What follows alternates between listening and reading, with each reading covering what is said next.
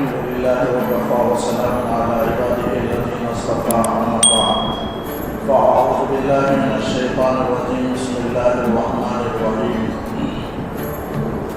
لا إكراه في الدين قد تبين الرشد من الغي فمن يكفر بالطاغوت ويؤمن بالله فقد استمسك بالعروة الوثقى لا انفصام لها والله سميع عليم. بزرگان محترم، مختصر تفسیر 2 آیت کی ہوگی، اس کے بعد دعا یونس کا ورد ہوگا۔ تیسرے پارے کے پہلے صفحے کی آیت ہے جس میں اللہ تعالیٰ نے فرمایا لا اکراہ فی الدین، دین کے معاملے میں کوئی زبردستی نہیں ہے۔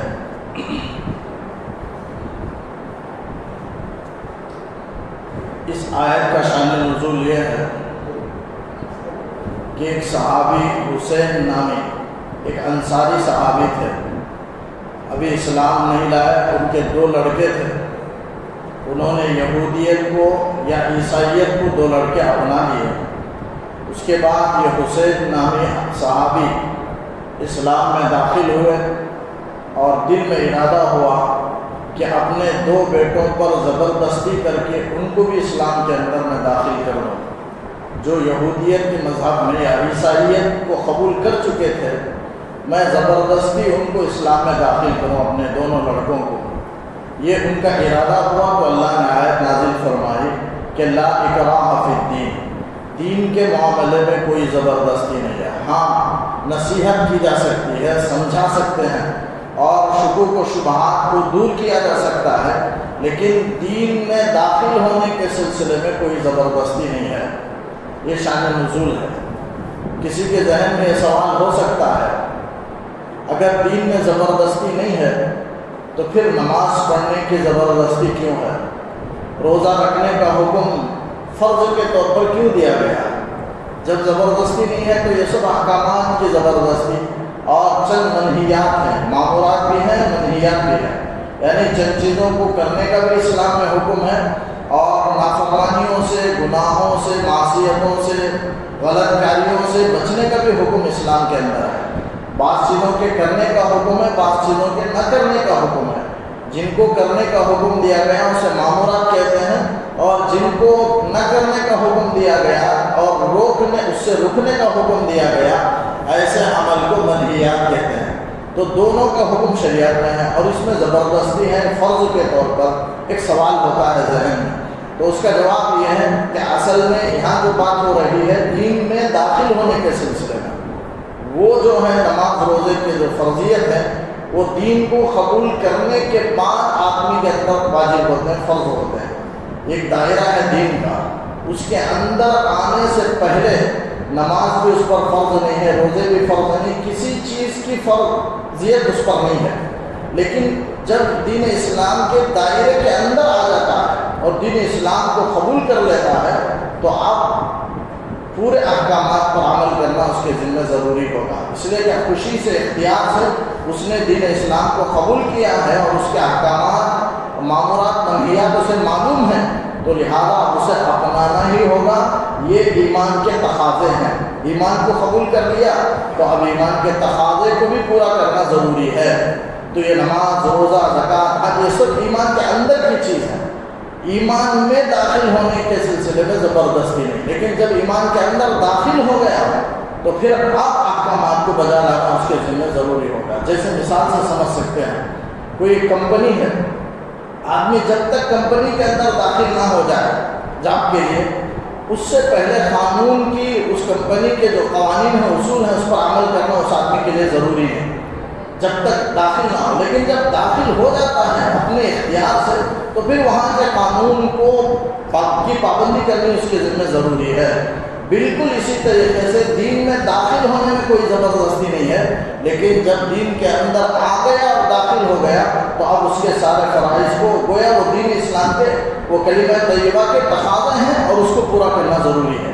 جیسے نکاح ہے، کوئی آدمی میں نے قبول کر لیا اگر کہہ دیا تو یہ اس کے تقاضے بہت ہیں، اپنی بیوی کی جتنی حاجتیں ہیں، کھانے کا، پینے کا، رہن سہن کا، کپڑے کا، یہ سب انتظام کرنا اس کی ذمہ ضروری ہے۔ یہ نہیں کہہ سکتا کہ میں نے صرف قبول کیا ہے، میں یہ نہیں کہا، میں نے نکاح کے وقت میں یہ نہیں کہا کہ میں اس کے کپڑے کا میں ذمہ دار ہوں، میں اس کے مکان کا میں ذمہ دار ہوں، لہذا میں انتظام نہیں کروں گا۔ ایسا کوئی نہیں کہہ سکتا اور نہیں کہے گا، اس لیے کہ اسے معلوم ہے کہ میں نے قبول کیا۔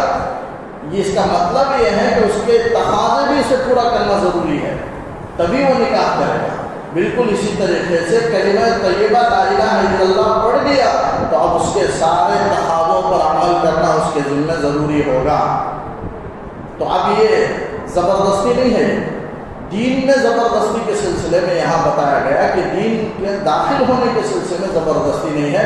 آدمی اپنی خوشی سے، اپنے اختیار سے اگر داخل ہو تبھی اس کا اعتبار ہے، زبردستی سے اگر داخل ہوتا ہے تو پھر اس کا اعتبار نہیں ہے۔ تو لہذا دین میں داخل ہوتا ہے تو اس کے مسائل ہیں، انشاءاللہ عرض کروں گا، قبول بھی ہے، لیکن کوئی زبردستی نہیں کر سکتا۔ تو لا اکراہ فی الدین، دین کے معاملے میں زبردستی نہیں ہے۔ پھر سوال ہو سکتا ہے اللہ تعالیٰ نے مرتد کو قتل کرنے کا کیوں حکم دیا گیا؟ زبردستی اسے کی جائے گی دین اسلام کو قبول کرنے کے لیے، اگر نہ قبول کرے تو قتل کر دیا جائے گا، یہ زبردستی ہے؟ تو اس کا جواب دیا گیا کہ مرتد دین اسلام کے اندر آ کر پھر نکل رہا ہے، اس کی یہ بڑا جرم ہے۔ آنے سے پہلے کوئی زبردستی نہیں، لیکن آنے کے بعد پھر باہر نکلتا ہے تو پھر اس سے دین اسلام وہ داغدار ہوگا، وہ متہم ہوگا اور فسادات پھیلیں گے، اس لیے اسے سمجھانے کا حکم دیا گیا۔ مرتد کے لیے حکم ہے کہ جا کر کے اسے سمجھائے، اس کے شکوک و اسلام کے بارے میں جتنے شکوک و شبہات ہیں اسے دور کیا جائے اور 3 دن کا موقع دیا جائے۔ اگر وہ اسلام قبول کر لیتا ہے تو چھوڑ دیا جائے گا، نہیں تو قتل کر دیا جائے گا۔ یہ مرد کے لیے حکم ہے۔ عورت اگر مرتد ہو جائے، دین اسلام سے پھر جائے تو اسے قتل نہیں کیا جائے گا بلکہ بند کر کے رکھا جائے گا جیل میں کسی جگہ۔ اگر وہ اسلام قبول کر لے تو چھوڑا جائے گا، ورنہ ہمیشہ ہمیشہ کے لیے بند رکھا جائے گا۔ یہ مرتد اور مرتدہ کے لیے حکم ہے۔ تو وہ جو قتل کا حکم ہے یہ اسلام کی حفاظت کے لیے، ورنہ اسلام داغدار ہوگا، متہم ہو جائے گا، اسلام کے اندر کی وہ خرابی پھیلانا چاہے گا، حالانکہ اسلام کے اندر کوئی خرابی نہیں ہے، اس کے نفس کی خرابی کی وجہ سے اسلام داغدار ہوگا، اس لیے اسے قتل کا حکم دیا گیا۔ تو یہ زبردستی نہیں ہے۔ اسی طرح اب پھر سوال ہو سکتا ہے جہاد کیوں فرض کیا گیا؟ تو اس میں بھی بات یہ ہے کہ مفسرین نے لکھا ہے جہاد یہ اسلام کا فرض کرنے کا یہ مطلب نہیں ہے کہ کافروں کو قتل کر دو، بلکہ جہاد اس لیے فرض کیا گیا کہ زمین میں فتنہ اور فساد نہ پھیلے۔ یہ کافر مسلمانوں کو قتل کر کے فساد مچاتے ہیں اور دین پر عمل کرنے سے روک کر کے زمین میں فساد مچاتے ہیں۔ اس فساد کو روکنے کے لیے جہاد کو فرض کیا گیا، مسلمانوں کی حفاظت کے لیے جہاد کو فرض کیا گیا، مسلمانوں پر حملے کو دفع کرنے کے لیے جہاد کو فرض کیا گیا۔ تو یہ مقاصد ہیں۔ سب کو ایمان میں داخل کرنے کے لیے جہاد کو فرض نہیں کیا گیا۔ اسلام جہاد سے نہیں پھیلا، اسلام جو پھیلا ہے وہ تلوار کے زور سے نہیں پھیلا، اخلاق کے زور سے پھیلا ہے، اخلاق سے پھیلا ہے، تلوار سے نہیں پھیلا۔ سب خوشی سے آپ کے صحابہ کے اخلاق کو، ایمانیات کو دیکھ کر کے، وہ اعمال کو دیکھ کر کے دین اسلام کے اندر داخل ہوئے، دین پھیلتا ہے۔ تو اخلاق سے دین پھیلا ہے، تلوار سے دین نہیں پھیلا۔ تو جہاد کو اللہ تعالیٰ نے فرض کیا ہے تو صرف زمین سے فساد کو دور کرنے کے لیے اور باطل کی قوت کو کمزور کرنے کے لیے، ان کی طاقت کو کمزور کرنے کے لیے اللہ نے جہاد کو فرض فرمایا، ورنہ اپنی طاقت سے وہ اہل حق کو کچل دیں گے۔ حالانکہ زمین میں باطل والوں کو بھی رہنے کا حق ہے، اہل حق کو بھی رہنے کا حق ہے، لیکن باطل والے اہل حق کو رہنے نہیں دیں گے اگر جہاد کو فرض نہیں کیا گیا ہوتا۔ تو یہ اہل باطل کے زور کو توڑنے کے لیے، ان کی طاقت کو کمزور کرنے کے لیے جہاد کو فرض کیا گیا، مسلمانوں کی حفاظت کے لیے جہاد کو فرض کیا گیا، مسلمانوں پر حملے کو دفع کرنے کے لیے جہاد کو فرض کیا گیا، اور فتنہ فساد کو زمین سے ختم کرنے کے لیے جہاد کو فرض کیا گیا۔ یہ سب کو کافروں کو اسلام میں داخل کرنے کے لیے جہاد کو فرض نہیں کیا گیا۔ تو یہ سب زبردستی نہیں ہے، دفاع کے لیے، یعنی کوئی حملہ کرتا ہے تو اسے روکنے کے لیے۔ دفاع کے معنی روکنا، دور کرنا، اپنے حملے کو روکنا، اس لیے جہاد کو فروغ کیا گیا ہے۔ تو آدمی کو اسلام کے بارے میں جتنے شکوک و شبہات ہیں اسے ختم کرنا چاہیے، یقین پیدا کرنا ہے۔ یقین ہی معتبر ہے دین اسلام کے اندر۔ اگر شکوک و شبہات کے ذریعے سے مومن رہا اور ایسے ہی چلا گیا تو پھر اس کے لیے خطرہ ہے۔ اپنے عقیدے کو درست کرے اور اپنے شکوک و شبہات کو کسی مستند عالم کے پاس جا کر کے اپنے شکوک و شبہات کو دور کرے، اعتراضات کو بالکل دور کرے۔ بہت ساری باتیں ہیں لیکن مسلمان اسے خراب سمجھتے ہیں، بعض اعتبار سے اگر ظاہراً دیکھا جائے تو، لیکن لا علمی کی وجہ سے وہ صحیح سمجھ نہیں سکتے۔ تو اسلام میں جتنے شکوک و شبہات ہیں اسے دور کرنے کی ضرورت ہے۔ تو لا اکراہ فی الدین، دین کے بارے میں کوئی زبردستی نہیں ہے۔ اب اگر اس سلسلے میں کچھ مسئلے ہیں، عرض کر دیتا ہوں کہ اگر وہ کوئی آدمی دین کے کفریہ کلمہ کا کہہ کر کے مذاق کرتا ہے تو کیا اس سے آدمی کافر ہو جائے گا؟ علماء نے فقہاء نے لکھا ہے کافر ہو جائے گا۔ یعنی مذاق سے کفریہ کلمہ کہتا ہے، مذاق کرتا ہے اور زبان میں کفریہ کلمہ لاتا ہے تو کافر ہو جائے گا۔ ظاہر کو دیکھنے کا ہم کو حکم دیا گیا اور فتویٰ یہی ہے کہ وہ کافر ہو جائے گا اگر کوئی زبان سے مذاق ہے۔ ہاں اگر پھر سوال نقل کرتا ہے، مثلا کوئی سبق پڑھا رہا ہے اور کہتا ہے کہ یہ کلمہ کہنے سے آدمی کافر ہو جائے گا، وہ کلمہ نقل کر رہا ہے تو نقل کرنے سے آدمی کافر نہیں ہوتا۔ جیسے فارسی میں مقولہ بھی ہے، نقل کفر کفر نباشا، کفر کا نقل کرنا یہ کفر نہیں ہوتا، اس سے آدمی کافر نہیں ہوتا۔ نقل کر سکتا ہے نقل کی، لیکن مذاق نہیں کر سکتا۔ کفر کا مذاق بھی حقیقت ہے، وہ کفر ہی کے حکم میں ہے، آدمی کافر ہو جائے گا۔ اسی طرح ایک مسئلہ ہے، آدمی اگر کفر کی نیت کرے، اسلام کی نیت بھی ہو سکتی ہے، کوئی کافر اسلام کی نیت کر لے، کوئی مسلمان کفر کی نیت کرے تو کیا حکم ہے؟ کوئی کافر اسلام کی نیت کرے تو مسلمان اس وقت تک نہیں ہوگا جب تک زبان سے اقرار نہ کرے۔ ظاہراً اللہ اور اس کے درمیان کا معاملہ ہے، وہ مسلمان اللہ کے نزدیک تو ہوگا لیکن دنیا میں ظاہراً وہ مسلمان نہیں کہلائے گا۔ کوئی آدمی کافر اسلام کی خوبیوں کو دل میں رکھتا ہے، اسلام کو اچھا سمجھتا ہے اور اسلام کی نیت رکھتا ہے تو مسلمان نہیں کہلائے گا جب تک کہ زبان سے کلمہ کا اقرار نہ کر لے۔ ظاہراً مسلمان کہلانے کے لیے زبان سے کلمہ کا اقرار کرنا اور پڑھنا ضروری ہے، لیکن ہو سکتا ہے اللہ کے نزدیک وہ مسلمان ہو اور وہ آخری، چونکہ ظاہر سے ہٹ کر بھی آدمی کا معاملہ ہوتا ہے، وہ اللہ جان سکتا ہے۔ بہرحال ظاہراً میں کہہ رہا ہوں ایک، اور اگر کوئی کفر کی نیت کرے، کوئی مسلمان کفر کی نیت کرتا ہے، مثلا کی شکوک و شبہات کی وجہ سے دل میں ارادہ ہوا کہ اسلام کے اندر یہ سب احکامات ہیں جو بالکل غلط معلوم ہو رہے ہیں، اور کفر کی نیت اگر کرتا ہے تو لکھا گیا کافر ہو جائے گا۔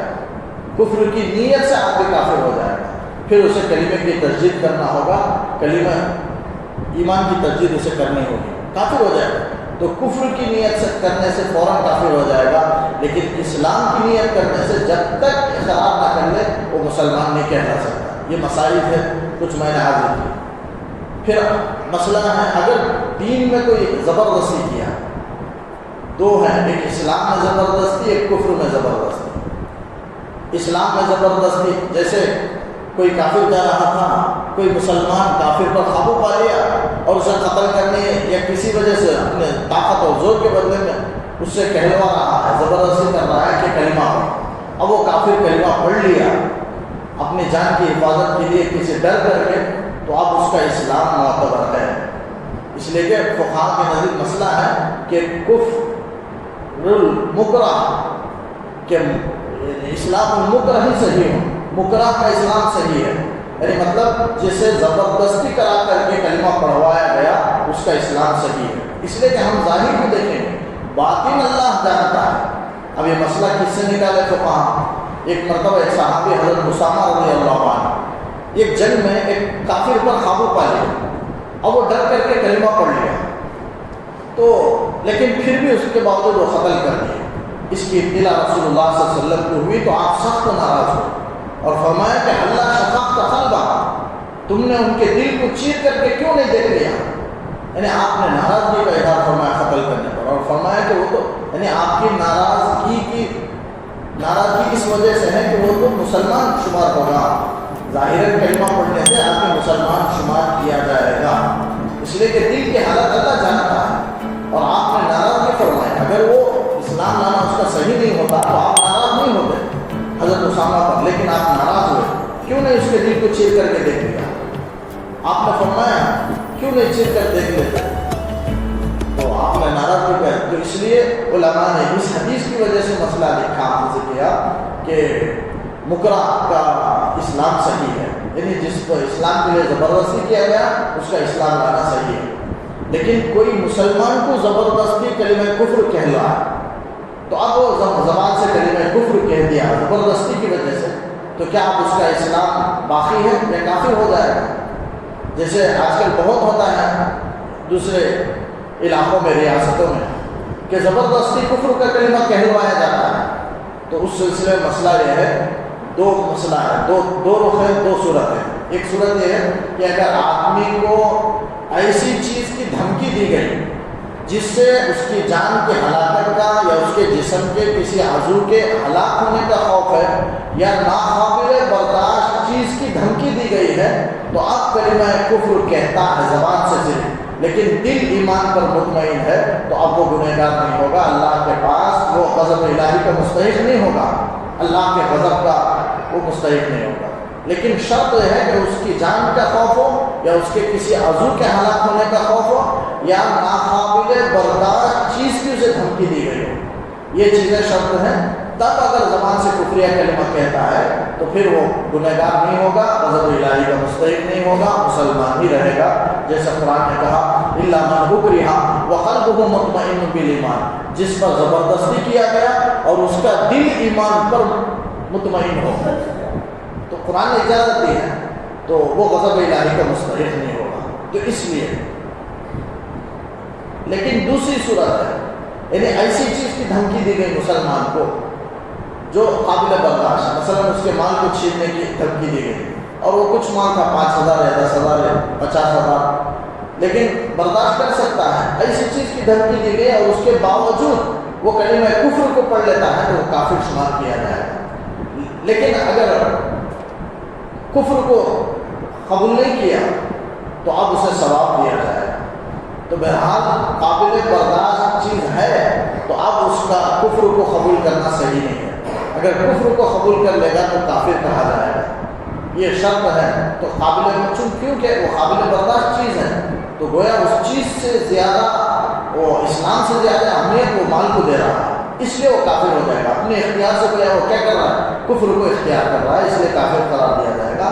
لیکن ناقابل برداشت اگر چیز کی دھمکی دی گئی تو وہ بے اختیار ایسا مراد ہو سکتا ہے، ایسا لیا جا سکتا ہے۔ تو مسئلہ یہ ہے کہ ناقابل برداشت ہے تو پھر اس کا کفر صحیح نہیں ہے، اس سے وہ مسلمان ہی رہے گا، لیکن اگر قابل برداشت چیز ہے تو پھر کفر کرتا ہے تو پھر وہ معتبر ہوگا اور وہ کافر قرار دیا جائے گا۔ یہ سب کفر کے چند مسائل تھے، لیکن زبردستی اگر کوئی کام کرائے تو اس پر کوئی گناہ نہیں ہوتا ہے۔ آپ صلی اللہ علیہ وسلم نے فرمایا رفع عن امتی الخطأ والنسیان وما استکرہوا علیہ، میری امت سے 3 چیزیں اٹھا دی گئی، خطا، نسیان اور زبردستی کام کرایا ہوا کام، زبردستی کیا ہوا اور کرایا ہوا کام، یہ تینوں کا گناہ ہے۔ خطا جیسے چوک ہو جانا، یعنی غلطی ہو جانا، کسی دور سے آدمی نے نشانی لگائی، گولی چلائی شکار کرنے کے لیے جانور سمجھ کر کے، لیکن وہ انسان تھا، تو اب انسان کو قتل کرنے کا گناہ نہیں ہوگا، دیت تو ہوگی لیکن انسان کو قتل کرنے کا گناہ نہیں، اس لیے کہ خطا ہو گیا۔ اب قرآن اٹھایا ہاتھ سے، اب نیچے گرانے کا ارادہ نہیں تھا لیکن اچانک چھوٹ کر کے نیچے گر گیا، تو اب یہ خطا ہے، یہ چوک ہے، یہ معاف ہے۔ اس لیے کہ کوئی مسلمان جان بوجھ کر قرآن کو نیچے نہیں گراتا، اور یہ اگر گراتا ہے تو گناہ ہے، یہ نہیں گراتا ہے تو اس لیے یہ خطا ہے اور بلا اس کے ارادے کے ہوتا ہے، لہذا یہ گناہ میں داخل نہیں ہے، اور کفارہ جو ہوتا ہے وہ گناہ ہی کا ہوتا ہے، اور یہ گناہ ہی نہیں ہے، اس لیے اس پر کوئی چیز نہیں، بس اللہ سے توبہ و استغفار کر لیں خطا کی وجہ سے، تو یہ خطا ہے۔ اور ایک نسیان ہے، بھول ہے، وہ بھی معاف ہے، لیکن بعض صورتوں میں گناہ تو معاف ہے، گناہ نہیں ہوگا، لیکن بعض صورتوں میں عبادت صحیح ہو جاتی ہے، بعض صورتوں میں نہیں ہوتی۔ روزے میں بھول کر کھا لیا تو روزہ صحیح ہو جائے گا، لیکن نماز میں اگر کوئی بھول کر کوئی سلام کیا جواب دے دیا تو پھر نماز ٹوٹ جائے گی. کسی بھول کر دوسرے کو سلام کر دیا تو نماز فاسد ہو جائے گی. نماز تو فاسد ہو گئی لیکن گنہگار نہیں ہوگا. اسی طرح وہاں روزہ بھی صحیح ہو جائے گا بھول کر کھانے کی وجہ سے لیکن گنہگار نہیں ہوگا. تو یہ نسیان ہے, یہ بھی معاف ہے. اور مستقر ہوا ہے اور زبردستی کوئی کام کرایا گیا ہے. اگر کوئی زبردستی کسی کا روزہ توڑوا ہے تو روزہ رکھنے والے توڑنے والے کا گناہ نہیں ہوگا, اس لیے کہ زبردستی توڑوانے والے پر گناہ ہوگا, لیکن جو توڑ رہا ہے زبردستی کی وجہ سے اس پر گناہ نہیں ہوگا. یہ چند مسائل آپ صلی اللہ علیہ وسلم حدیث و قرآن کی روشنی میں فرمایا لا اکراہ فی الدین, دین کے معاملے میں کوئی زبردستی نہیں ہے. قد تبین الرشد من الغی, ہدایت تو گمراہی سے ممتاز ہو کر کے واضح ہو چکی ہے. ہدایت واضح ہو چکی ہے, حق واضح ہو چکا ہے, اب اس میں کوئی شبہ نہیں ہے. آپ صلی اللہ علیہ وسلم برحق ہیں, سچے نبی ہیں, آخری نبی ہیں. اس لیے کہ اگر کسی کو آپ صلی اللہ علیہ وسلم کے زمانے آپ کے معجزات کو دیکھ کر آپ کی تعلیمات کو دیکھ کر آدمی یقین کر سکتا ہے, اس میں کوئی شکوک و شبہات نہیں, حق واضح ہو جائے گا. اگر قرآن میں آدمی کوئی شکوک و شبہات ہو تو غور و فکر کرے اسلام کے بارے میں, قرآن کو پڑھے, معلومات کرے تو اس کے شکوک و شبہات دور ہو جائیں گے. یہ اور بات ہے وہ حق, لیکن یہ شرط ہے کہ وہ حق کا طالب ہو. اگر وہ تعصب کی وجہ سے اپنے باپ دادا کے دین پر قائم رہنے کی وجہ سے اگر وہ حق کا متلاشی نہ ہو اور اس کے اندر تعصب ہو تو پھر وہ راہ راست پر نہیں آئے گا. اگر واقعتاً حق کا طالب ہو اور حق کے طلب کے ارادے سے اگر وہ قرآن حدیث میں غور کرتا ہے تو اسے ہدایت واضح ہو جائے گی. تو اللہ تعالیٰ نے بیان کیا کہ ہدایت تو گمراہی سے ممتاز ہو کر کے واضح ہو چکی ہے, حق واضح ہو چکا ہے. فَمَن يَكْفُرْ بِالطَّاغُوتِ, جو طاغوت کے ساتھ کفر کرے, وہ یوں انکار کرے طاغوت کا, وَيُؤْمِن بِاللَّهِ, اللہ پر ایمان لائے. طاغوت کا کفر کرے مطلب طاغوت کا معنی ہے جائز حد سے تجاوز کرنے والا, اسے طاغوت کہتے ہیں.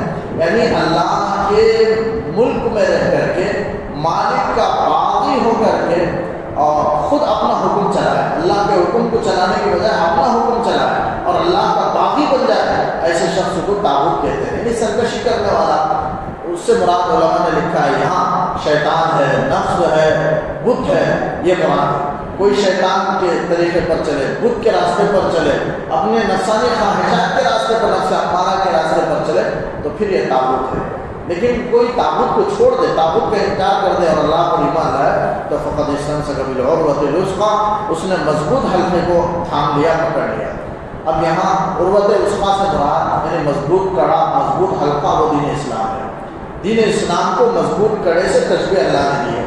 تو یہ عروۃ الوثقی یہ مشبہ بھی ہی ہے اور دین اسلام مشبہ ہے. دین اسلام کو تشبیہ دی گئی عروۃ الوثقی سے, تو یہ مشبہ بھی ہی ہے, دین اسلام مشبہ ہے. یعنی مطلب ہے کہ کوئی آدمی مضبوط رسی کو تھام لے, مضبوط حلقے کو اور کڑے کو تھام لے اور مضبوطی سے پکڑ لے, نہ چھوڑے, تو ہرگز وہ نیچے گر کر ہلاک نہیں ہو سکتا. بالکل اسی طریقے سے دین اسلام بھی ایک مضبوط حلقے کے مانند ہے. اگر کوئی نہ چھوڑے دین اسلام کو, کسی بھی حالت میں مضبوطی سے پکڑ لے تو وہ ہلاک ہونے سے بچ جائے گا. جیسے کڑے کو مضبوطی سے پکڑنے والا نیچے گر کر ہلاک نہیں ہو سکتا, اسی طریقے سے دین اسلام کو مضبوطی سے تھامنے والا, وہ چھوڑنے والا ہلاک نہیں ہو سکتا. تو ہلاک نہ ہونے میں تشبیہ دی گئی ہے. لا انفصام لها, ایسا مضبوط حلقہ جس کے ٹوٹنے کا کوئی امکان ہی نہیں ہے. واللہ سمیع علیم, اللہ تعالیٰ سننے والا ہے, جاننے والا ہے. تو یہاں دین اسلام کو عروۃ الوثقی سے اللہ نے تشبیہ دی ہے. حدیث میں بھی آتا ہے, آپ صلی اللہ علیہ وسلم نے فرمایا ترکت فیکم امرین, میں تمہارے درمیان دو چیزوں کو چھوڑ کر جا رہا ہوں. لن تضلوا ما تمسکتم بہما, جب تک ان دونوں کو تم مضبوطی کے ساتھ تھامے رہو گے. لن تضلوا, آپ نے نفی تاکید فرمایا کہ ہرگز گمراہ نہیں ہو سکتے. فرمایا کتاب اللہ و سنت رسولہ, ایک اللہ کی کتاب ہے اور ایک اللہ کے رسول کی سنت ہے صلی اللہ علیہ وسلم. ایک آیت ہے, مختصراً عرض کر کے اپنی بات ختم کرتا ہوں. اللہ ولی الذین آمنوا یخرجہم من الظلمات الی النور, اللہ تعالیٰ ایمان والوں کا ولی ہے. اللہ تعالیٰ ایمان والوں کا مددگار ہے, ہمدرد ہے, رکھوالا ہے. یخرجہم من الظلمات الی النور, اللہ تعالیٰ کیا کرتا ہے اپنے مومن بندوں کے ساتھ, اپنے ولیوں کے ساتھ, ان کو گمراہیوں سے روشنی کی طرف نکال لاتا ہے. اللہ تعالیٰ ہدایت دیتا ہے, گمراہی کو دور کرتا ہے اور ہدایت کی طرف لاتا ہے. جو بھی اللہ کا ولی ہو جائے اس کے لیے اللہ تعالیٰ ہدایت کا راستہ دیتا ہے. لیکن والذین کفروا, جنہوں نے کفر کیا, اولیاءہم الطاغوت, ان کے ولی طاغوت ہیں, ان کے اولیاء طاغوت ہیں. مومنوں کے کا ولی اللہ ہے، کافروں کا ولی طاغوت ہے، یعنی بت، شیطان، نفس، یہ ان کے ولی طاغوت ہیں۔ اب طاغوت کیا کام کرتے ہیں؟ یخرجونہم من النور الی الظلمات، طاغوت کا کام یہ ہے کہ وہ لوگوں کو، کافروں کو نور سے یعنی دین اسلام سے ظلمات کی طرف، یعنی تاریکیوں کی طرف، گناہوں کی طرف، شرک و بدعت کی طرف لے کر نکال لاتے ہیں۔ یہاں نور کو مفرد لایا گیا ہے، ظلمات جمع ہے، ظلمت کی جمع ہے ظلمات، اور نور واحد کا صیغہ ہے۔ مفسرین نے ایک نقطہ بیان فرمایا کہ دین اسلام یعنی مذہب، حق مذہب تو ایک ہی ہے، دین اسلام، تو اس لیے نور واحد لفظ آیا، لیکن باطل کئی ہیں، اس کے کئی راستے ہیں، اس لیے ظلمات جمع آیا کہ باطل کے راستے، تاریکیاں بہت ہیں، اس لیے جمع کا صیغہ آیا، یخرجہم من النور الی الظلمات۔ تو مومنوں کا ولی اللہ ہے، کافروں کا ولی طاغوت ہے۔ اللہ کیا کرتا ہے؟ نور کی طرف نکالتا ہے، اور طاغوت کیا کرتے ہیں؟ ظلمات کی طرف، گناہوں، تاریکیوں کی طرف نکال لاتے ہیں، اور جو تاریکیوں کی طرف آ جائے اولئک اصحاب النار، وہی دوزخی ہیں، ہم فیہا خالدون، وہ اس میں ہمیشہ رہیں گے۔ اللہ تعالیٰ سے دعا ہے کہ اللہ تعالیٰ ایمان کامل نصیب فرمائے، کئی اس باتوں پر کہ سننے سے عمل کی توفیق عطا فرمائے۔